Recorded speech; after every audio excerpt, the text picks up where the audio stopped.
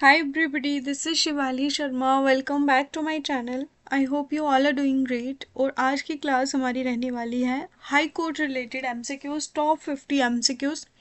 इसका हमने part fifth आज करना है. ऑलरेडी फोर पार्ट हमने कर लिए हैं. ऑलमोस्ट 200 करीब हमने एमसीक्यूज उसमें कवर कर लिए हैं. ठीक है, आप लोग जाके वो वीडियोस देख सकते हो. इसके अलावा भी जितने भी मॉक टेस्ट मैंने करवाए हैं अभी तक, आपको 34 मॉक टेस्ट में, उसमें भी आपको कम से कम 300-400 एमसीक्यूज होंगे. ठीक है, तो वो भी आपके लिए इम्पोर्टेंट है. लेकिन एक सेपरेट प्लेलिस्ट मैंने सिर्फ यहाँ पे 4 वीडियोस की है, तो इसमें आपको सिर्फ हाई कोर्ट वाले ही दिखने वाले हैं. ठीक है, तो जो भी बच्चे आज फर्स्ट टाइम वीडियो में आ रहे हैं, आप प्लीज़ चैनल सब्सक्राइब करके वीडियोस लाइक ज़रूर किया कीजिएगा ताकि और बच्चों को भी पता चले.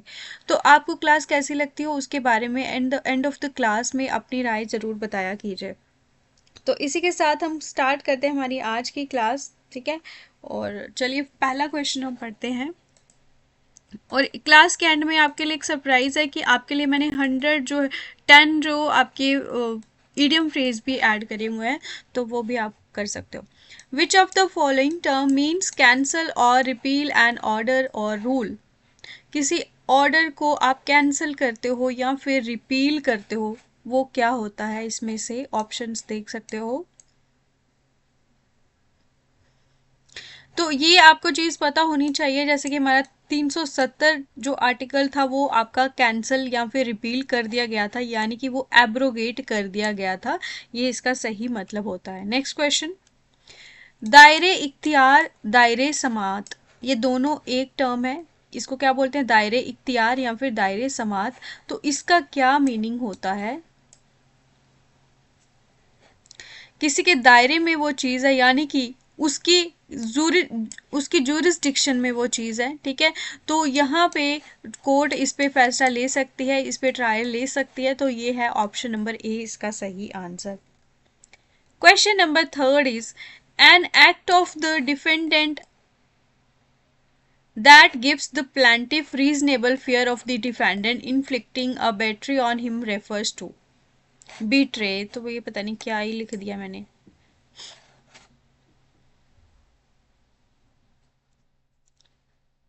तो यहाँ पे ऑप्शन नंबर इसका होगा आंसर बी. ठीक है, असॉल्ट इसका सही आंसर होगा. तो यहाँ पे एक डर सा होता है. ठीक है, तो क्वेश्चन ही थोड़ा गलत हो गया.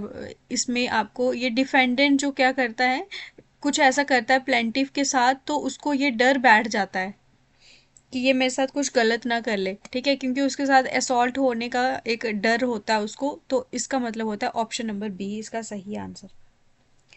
Question number four is in criminal law मुल्जमान रेफर्स टू. मुल्जमान क्या होती है?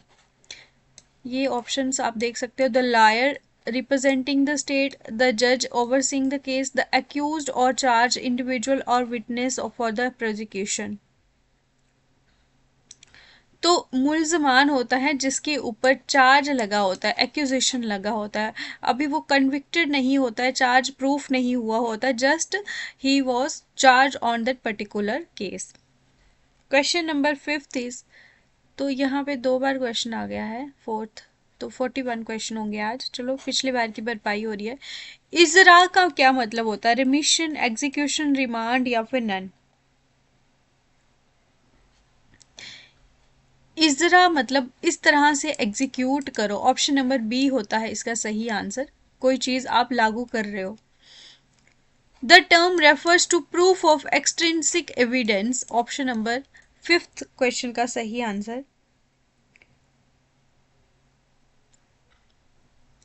तो ये होता है आप जब ऑथेंटिकेशन करते हो कि पर्टिकुलर चीज़ सही है या गलत है, उसका जो प्रूफ होता है उस सबूत का, उसकी ऑथेंटिसिटी चेक करने के लिए बोलते हैं हम उसको proof of extrinsic evidence. Question number six is असमसिट in a is a legal term that refers to. तो असमसिट क्या होता है? ये ऑप्शंस आप देख सकते हो. तो असमसिट जो होता है एक प्रॉमिस होता है या फिर कॉन्ट्रैक्ट होता है जो कि कोर्ट ऑफ लॉ में आप इन्फोर्स कर सकते हो, आप उसे लागू कर सकते हो. ठीक है, it's a kind of promise. Question number seventh is a written statement confirmed by oath or affirmation refers to. तो आप ये कंफर्म करते हो, आप ये ओथ लेते हो, तो उसमें एक रिटन स्टेटमेंट लिखी होती है, ठीक है, तो वहाँ पे आपको साइन करने होते हैं, तो ये क्या होते हैं, तो आपका ये एफिडेविट होता है। ऑप्शन नंबर ए इसका सही आंसर होगा। ये एक तरह की रिटन स्टेटमेंट होती है, आप इसमें शपथ लेते हो। अदालत ए उज़्मा, तो उसमें क्या होता है कि जो जो भी चीज़ें लिखी होती है उस एफिडेविट में, तो वो माना जाता है कि वो बिल्कुल सही है, क्योंकि वो आपके द्वारा होती है बताई हुई चीज़ें। अदालत ए उज़्मा क्या होता है, अदालत ए उज़्मा। ऑप्शन नंबर 8, क्वेश्चन नंबर 8 का क्या सही आंसर होगा, तो अदालत ए उज़्मा होता है जो सुप्रीम कोर्ट, जो हाईएस्ट लेवल ऑफ कोर्ट है हमारी पूरी कंट्री का, उसे बोलते हैं अब अदालत ए उज़्मा। Which of the following legal terms means attestation, attestation क्या होती है,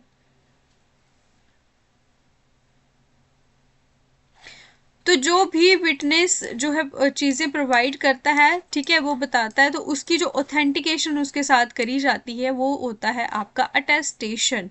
option number B is the right answer. Question number 10 is the term एंटे मीन इन लॉ, एंटे का क्या मतलब होता है, तो एंटे मीन्स बिफोर, यानी कि पहले कोई चीज हुई होती है उसे बोलते हैं हम एंटे। तो अभी तक हमने 11 क्वेश्चंस कर लिए हैं। How many questions that have been corrected वो आपने बताने हैं, और आगे के जो 30 क्वेश्चंस है वो आप सही बताएंगे कि आपका टोटल स्कोर कितना हुआ है कोड रिलेटेड टर्म्स का। फिर एंड में आपको इंग्लिश के भी क्वेश्चंस होंगे।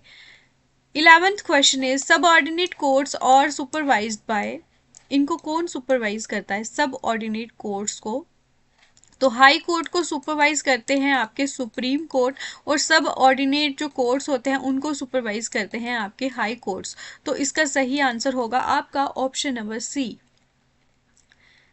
हु इज रेफर्ड एज मजकूरिया इन लीगल प्रोसीडिंग्स, तो मजकूरिया का क्या मतलब होता है, तो एक हमने टर्म पढ़ी थी जिसका नाम क्या था आपका मजकुरा, तो मजकुरा का क्या मतलब होता है, इंजर्ड मेल, क्या होता है इंजर्ड मेल, लेकिन मजकुरिया होती है आपकी injured female. Option number B है इसका सही answer. Dash is the person who is appointed or elected to assist a जज और मैजिस्ट्रेट, तो जज या फिर मैजिस्ट्रेट को अपॉइंट जो है असिस्ट करने के लिए कौन होता है, तो ये होता है आपका असेसर। ऑप्शन नंबर ए होगा, हेल्पर नहीं कर देना वहां पे, असेसर होगा इसका, ठीक है।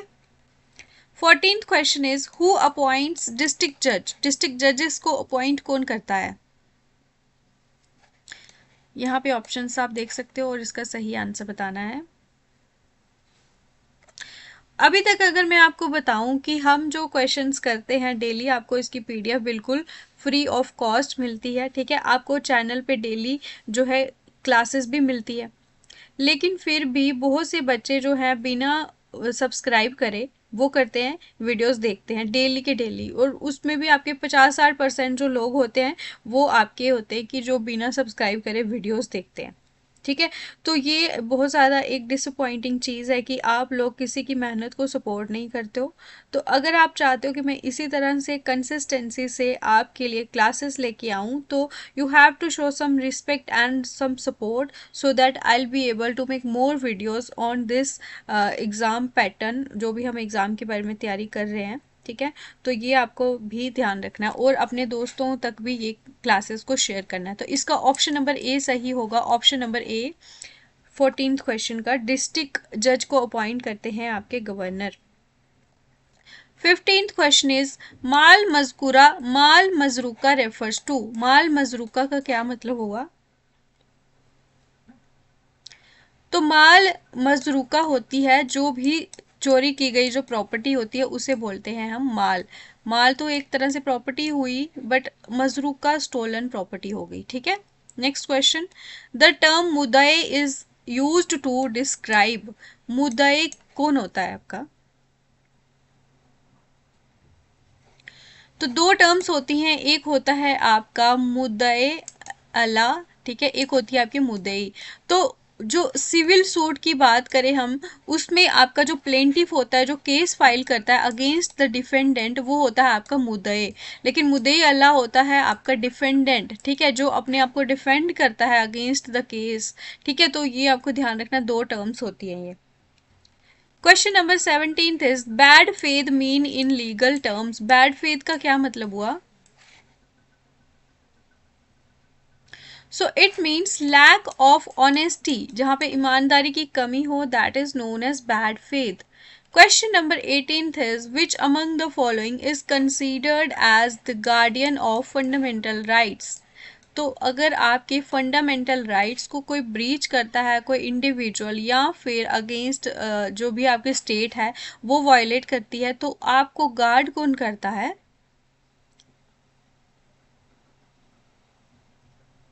तो वो होते हैं आपका जुडिशरी। ठीक है, आप कोर्ट में जा सकते हो, आप सुप्रीम कोर्ट में जा सकते हो। ठीक है, तो पार्लियामेंट वाले थोड़ी ना आपको गार्ड करते हैं। ठीक है, आप सुप्रीम कोर्ट में जा सकते हो या फिर आप हाई कोर्ट में जा सकते हो। Under article 226 we can go to high court for the breach of fundamental rights and under article 32 we can go to the supreme court। ठीक है, यहाँ से हमें फिर मिलते हैं जो भी remedies. Question number 19 is temporary release of a defendant from custody means। अगर आपको टेम्परेरीली रिलीज किया जा रहा है, जो डिफेंडेंट है कस्टडी से, उसे क्या मिलती है उस टाइम पे? तो वो मिलती है bail. This is the easiest question, तो ये तो आपको पता होना चाहिए। व्हाट डज टर्म तलब मीन इन लीगल प्रोसीडिंग्स। तलब का क्या मतलब होता है? तो तलब होती है एक समन, जो आपका कोर्ट जो है एक ऑफिशियल ऑर्डर जैसा निकालता है, वो समन भेजता है पर्टिकुलर पर्सन को कि आपको कोर्ट में विजिट करना है फॉर दैट पर्टिकुलर केस जो भी हो। व्हाट डज द टर्म लोक अदालत ट्रांसलेट्स इनटू इंग्लिश। पता नहीं ये पर्टिकुलर पर्टिकुलर मेरे मुंह पे बार बार आता क्यों है। I hate this word. What लोक अदालत का मतलब बताना है आपने, इंग्लिश में इसको क्या बोला जाता है? तो लोक अदालत का मतलब होता है पीपल्स कोर्ट, लोगों का कोर्ट, जो अदालतें लगी जाती हैं वो बोलते हैं आप। Question number 22 is where was the first Lok Adalat held in India. सबसे पहली लोक अदालत इंडिया में आपकी कहाँ पे हुई थी? तो that was held in Una, जो कि आपका ऊनागढ़ गुजरात में है। ठीक है, option B is the correct answer. 23rd question is first chief courts were established in Jammu and Kashmir, how many districts। जो चीफ कोर्ट्स जो थे ना, दो चीफ कोर्ट्स थे, ये तो पता ही होगा आपको, ऑप्शन नंबर ए इसका सही आंसर होगा। तो एक थे आपके, एक आपका एस्टेब्लिश हुआ था जम्मू में and second one was established in Kashmir. So these two were the most important, ये आपको ध्यान रखना है, उस टाइम पे थे। Question number 24 is what does the term फारिक अवाल। फारिक अवाल का क्या मतलब हुआ? ये दो टर्म्स होती हैं, तो ये दोनों आपको पढ़नी है।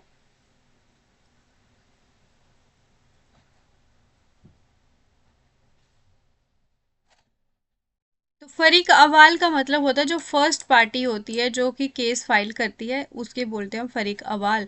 और सेकंड पार्टी को क्या बोलते हैं वो बताएं आप, बाकी हम डिस्कस भी करेंगे इसके बारे में। वट इज द प्राइमरी, ये मैं ठीक कर लूंगी, ठीक है, इसको नहीं देखना। What is the primary purpose of लोक अदालत with in the alternative dispute system. जो एडीआर सिस्टम होते हैं जिसमें आपके मीडिएटर के जैसे काम करते हैं आपके लोक अदालत, तो इसका प्राइमरी पर्पस क्या होती है? तो ये एक तरह के बिना कोर्ट जाए क्विक और इनएक्सपेंसिव एंड इनफॉर्मल वे होता है जो भी डिस्प्यूट्स चल रहे होते हैं उनको रिजॉल्व करने का। ठीक है, ये काफ़ी इंपॉर्टेंट होते हैं। 3 तरह के आपके एडीआर हैं, वो आप मुझे कमेंट सेक्शन में बताना है, ये आपके होमवर्क क्वेश्चन होगा, ये आपको बताना है। Question number 26 is in which year an institution known as Adalat उल अलिया, जो कि अब क्या होते हैं हाई कोर्ट। ठीक है, अदालत उल अलिया। ठीक है, हमने पढ़ा था अभी सुप्रीम कोर्ट के बारे में भी, लेकिन ये हाई कोर्ट का है, क्या बोलते हैं, अदालत उल अलिया was established and its powers were defined in Jammu and Kashmir. तो ये कब बना था आपका? ऑप्शन नंबर 4 यानी कि 1877 में। 27 question is what does the term फारिक दोयाम, फरीक दोयाम, फरीक अव्वल हमने पढ़ा था जो कि होती है फर्स्ट पार्टी, तो फरीक दोयाम होती है आपकी सेकंड पार्टी, ठीक है। दोनों क्वेश्चन जो है ये काफी इंपॉर्टेंट है। व्हाट डज द टर्म दावा means in the context of legal proceedings, आप किसी चीज पे दावा करते हो, क्या आप कन्फेस करते हो, क्या डिफेंड करते हो, बेल करते हो, नो आप क्या करते हो, क्लेम करते हो, लॉ सूट फाइल करते हो, ये आपका दावा होता है, ठीक है। अब हम करने वाले हैं क्वेश्चन नंबर 29 इज इंतकाल इन अ लीगल प्रोसीडिंग्स। तो काफ़ी बार अगर जो भी लोग गांव से हैं उनको पता होगा कि आपकी जो ज़मीनें होती हैं उनका इंतकाल होता है, ठीक है। तो इंतकाल का क्या मतलब हुआ कि ट्रांसफ़र की जाती है जो भी प्रॉपर्टी होती है, ठीक है, तो ये होता है आपका इंतकाल। Question number 30th is who is considered as the father of लोक अदालत्स in India. Here are the options: Justice M.H. Beg, Justice P.N. Bhagwati, Justice B.C. Lahoti, or none of the above. तो option D is the right answer, Justice P.N. Bhagwati. At the time of अदालत उल अलिया, जो कि आपके मैंने बताया high courts होते हैं, तो उस टाइम पे कितने सारे वजारत कोर्ट हुआ करते थे। तो वजारत जो होते हैं ये आपके ऑफिस ऑफ द मिनिस्टर्स होते थे, ठीक है। तो उस टाइम पे कितने वजारत होते थे, उस टाइम पे आपके बात करें 25 आपके हाई कोर्ट होते थे। अगर हम अदालत उल अलिया की बात करें JNK में, तो वजारत ऑफिस कितने होते थे, ऑप्शन नंबर ए होगा, यानी कि 14 होते थे आपके office. When did the Criminal Procedure Code was approved and introduced in the state of Jammu and Kashmir?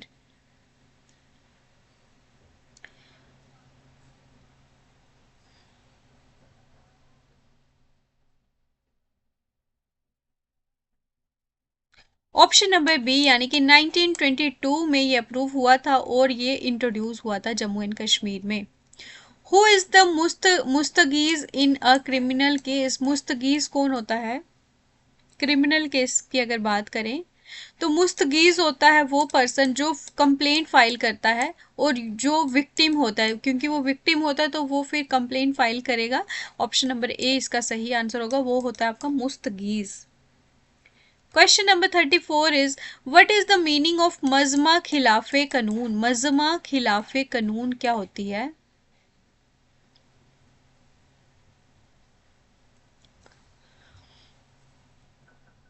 तो ये होती है आपकी ट्रू कॉपी, या फिर आप इसे बोलते हो सर्टिफाइड कॉपी, ठीक है। तो ये पता नहीं क्या ही किया मैंने, करूंगी इसको मैं ठीक, PDF एडिट कर दूंगी, ठीक है। तो मजमा खिलाफे कानून जो होता है ये होता है आपका ट्रू या फिर सर्टिफाइड कॉपी, जिसको आप बोलते हो।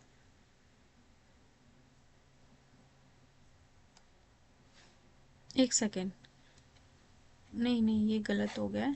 आपका ये मजमा खिलाफे कानून जो है ये आपका अनलॉफुल असेंबली ही होता है, ये मुसना था ये जो ट्रू वाला है, ठीक है, ये आपको ध्यान रखना है, गलत मैं ही बोल रही हूँ। ऑप्शन नंबर 34 का सी पार्ट होगा, अनलॉफुल असेंबली होती है आपकी मजमा खिलाफे कानून, और ये मुसना जो होती है, मुसना होती है ये ट्रू कॉपी या फिर आपकी certified copy.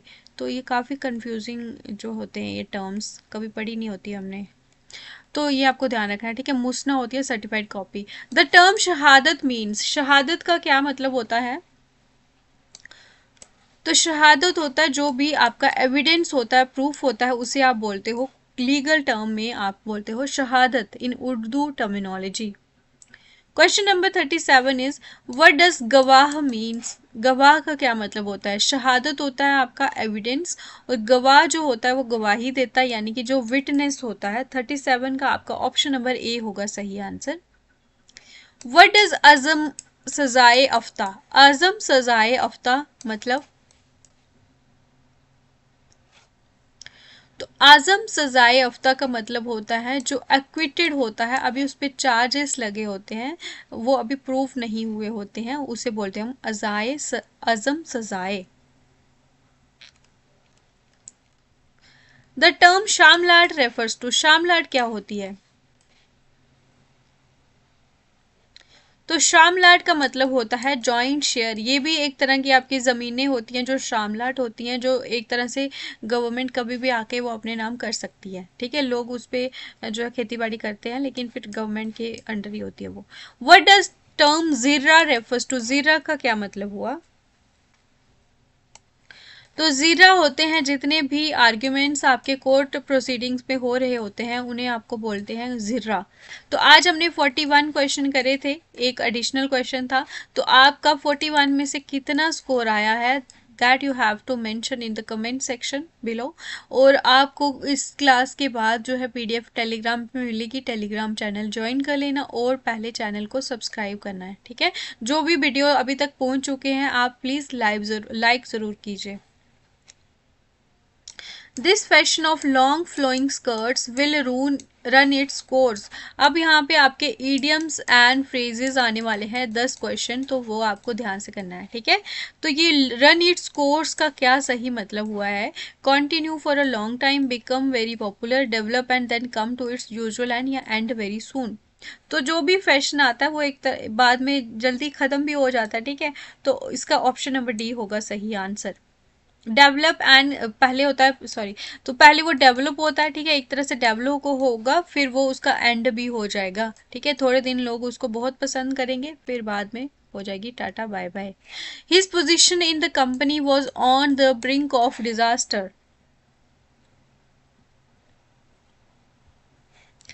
Top of, point of, side of या बैक ऑफ, तो इसका ऑप्शन नंबर बी होगा सही answer. At the point of, on the brink of disaster मतलब at the point of disaster. Question number 43 is the parents are in high spirits. तो ये high spirits जो है इसका आपने बताना है सही मतलब। Spirits their son has got a decent job, तो वो क्या थे? बहुत ज़्यादा खुश थे क्योंकि उनके बेटे को बहुत अच्छी जॉब मिली, ठीक है। ऑप्शन नंबर इसका क्या होगा? बी सही आंसर हो, सी सही आंसर। यहाँ पे सी जो है ना नंबर वाइज अगर देखें तो सी वाला सही आंसर है। Question number 44 is even though the new clerk was given a difficult task, he remained cool as a cucumber। तो remained cool as a cucumber का क्या मतलब हुआ? तो वो बहुत ज़्यादा डिफिकल्ट टास्क होने के बावजूद भी डरा नहीं, ना ही नर्वस हुआ, ना ही इमोशनल हुआ। तो इसका ऑप्शन नंबर ए होगा सही answer. Question number 45 is some people do not grease anybody's palm or on any account। तो यहाँ पे आपने बताना है इसका ग्रीज एनीबडीज पाम जो होता है इसका मतलब क्या होता है? ब्राइब, ठीक है, जो आप वो लेते हो ना पैसे, वो करप्शन के, तो वो होता है आपका, ठीक है।